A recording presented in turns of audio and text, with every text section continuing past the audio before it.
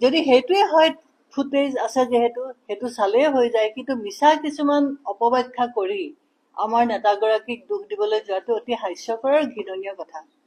দ্বিতীয়তে তেওঁলোকে কয় যে মহিলা কংগ্ৰেছত সুৰক্ষিত নহয়।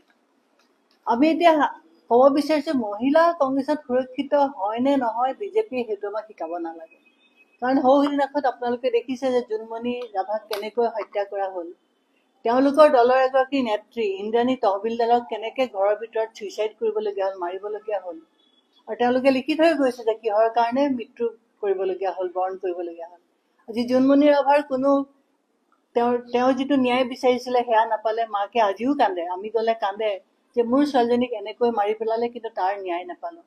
আমি নিজে কমিশনাৰৰ ওচৰলৈ গৈছিলো, মহিলা সজাতি দল, যে জোনমণি ৰাভা আৰু ইন্দ্ৰাণী তহবিলদাৰৰ এটা ন্যায়িক তদন্ত হ'ব লাগে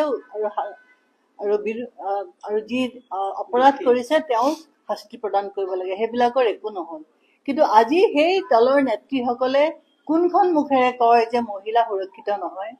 আপোনালোকৰ নিশ্চয় মনত আছে সেই সময়ত তেওঁলোকৰে এগৰাকী নেত্ৰীয়ে কৈছিল যে 7 বজাৰ পিছত তেওঁলোকৰ অটল বিহাৰী বাজপেয়ী ভৱনলৈ কোনো মহিলা যাব নালাগে। সেয়া আমি কোৱা কথা নহয়, তেওঁলোকে কোৱা কথা। ইয়াৰ পিছত তেওঁলোকে কয় যে মহিলা সুৰক্ষিত নহয়। এতিয়া মই এটা কথাই ক'ব বিচাৰো যে ৰাহুল গান্ধী এনেকুৱা এজন ব্যক্তি, যিগৰাকী ব্যক্তিয়ে তেওঁৰ পিতৃক যিয়ে হত্যা কৰিছিল তেওঁলোককো মাফ কৰিবৰ কাৰণে, ৰেহাই দিবৰ কাৰণে সুপ্ৰিম কোৰ্টৰ ওচৰত আবেদন জনোৱা এটা পৰিয়াল। আৰু সেই পৰিয়ালৰ কোনো ব্যক্তিয়ে কাৰোবাক উদ্দেশ্যি কিবা অপব্যৱহাৰ কৰিব পাৰে বুলি ভাৰতৰ মানুহে নালাগে, পৃথিৱীৰ মানুহে কেতিয়াও বিশ্বাস নকৰে। যদি সৰ্বসাধাৰণ মানুহ হ'লহেঁতেন, বিজেপিৰ নিচিনা যদি হিংসুক দল হ'লহেঁতেন যিয়ে কেৱল ভিণ্ডিকটিভ মাইণ্ড এটা লৈ পেলাই ৰাজনীতি কৰিছে, কোনোবাই কবিতা লিখিলেও জেলত ভৰাই, কোনোবাই গান লিখিলেও জেলত ভৰাই, কোনোবাই ছবি আঁকিলেও জেলত ভৰাই, তেনেকুৱা যদি দল হ'লহেঁতেন আজি ইমান দিনত সেই মহিলা কেইগৰাকী বা সেইকেইজন জীয়াই নাথাকিলেহেঁতেন, কেতিয়াবাই ফাঁচীৰ কাঠত উলমিলেহেঁতেন। ৰাহুল গান্ধী হৈছে তেনেকুৱা এটা পৰিয়ালৰ বংশধৰ, যিটো বংশধৰে মানুহক কেৱল ন্যায় দিয়াই নহয়, মানৱতাৰ কথাটো বুজি পায়। এতিয়া আমি এই কথাবিলাক বিজেপিৰ মুখত আচলতে শোভা নাপায় বুলি আমি সেইকাৰণে ক'ব বিচাৰো যে এওঁলোকে যদি দল কৰিছে, কেৱল ৰাজনীতি দল কৰা নাই, তেওঁলোকে এটা বিশেষ কিছুমান ব্যৱসায় হাতৰ পুতলা হৈ আছে, যাৰ কাৰণে তেওঁলোকে যিকোনো প্ৰকাৰে কংগ্ৰেছৰ বিপক্ষে কিবা এটা খুঁত উলিয়াবলৈ বিচাৰি ফুৰে। তেওঁলোকে আজি চৰকাৰত আছে, চৰকাৰত ক'ত কেনেকে আন্দোলন হৈছে, মানুহৰ জনতাৰ ক্ষোভটো ক'ত আছে, তেওঁলোকে বিচাৰ কৰিবলৈ আজি তেওঁলোকৰ সময় নাই। তেওঁলোকে কেইজনমান বিশেষ ব্যক্তি, কেইজনমান বিশেষ বিজনেছমেনক লৈ ব্যস্ত। আৰু সেইকাৰণে আমি ক'ব বিচাৰো এইটো ভাৰতীয় জনতা পাৰ্টি নহয়, ভাৰতীয় জন আদানীৰ পাৰ্টি, আমি তেনেকেহে ক'ব বিচাৰো।